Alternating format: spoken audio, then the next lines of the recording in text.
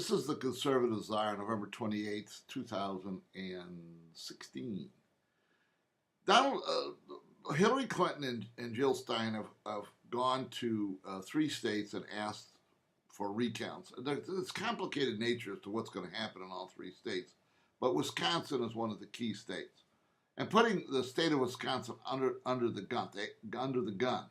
According to the law, they have like 3 weeks to recount the whole state, and it's a possibility that their state won't be counted, their electoral votes will not be counted if they don't certify the election by this, I think December 12th or December 18th. The interesting thing here is that many people aren't discussing is that this is a potential constitutional crisis that will land just like Florida did in the Supreme Court. And remember, the Supreme Court's 8-4-4. This is a potential of being an unmitigated disaster down the road. And let me make one other observation before I get to the big point, and that is Michigan and Pennsylvania run by Democrats, Wisconsin by Republicans. There's absolutely no question that Philadelphia electoral system is corrupt. None. There's no reasonable person would not admit to that. Michigan doesn't have that reputation necessarily, but those are Democrats in the hands of a recount to decide the presidency of the United States. And in Wisconsin, we have an onerous system whereby they're going to have to certify an election with a recount that's being forced upon them. These are complicated. Another factor about this is that Donald Trump's going to spend millions of dollars on this out of his own campaign funds.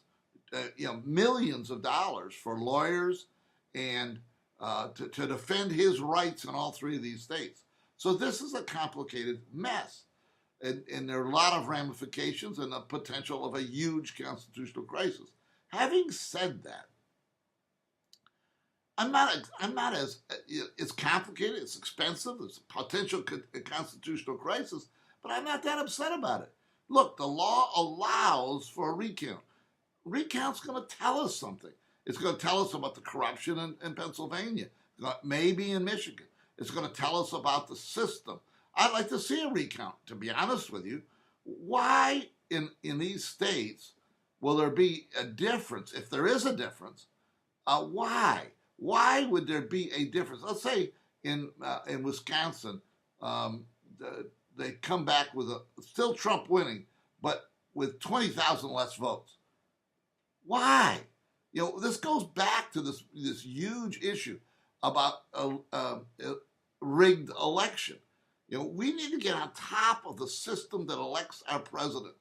And the recount effort by Stein and Hillary causes lots of problems, but it's going to get us some answers. It's going to take us down a path that will get us to a serious discussion of the election itself and and this is the important part, a serious consideration of the illegal voting and the fraud that's going on in locally around the country, especially in cities like Chicago and Philadelphia and others. We need to get a handle on this to get a better system for an election of the President of the United States. And this recount, it's messy, but it's going to get us somewhere down this path.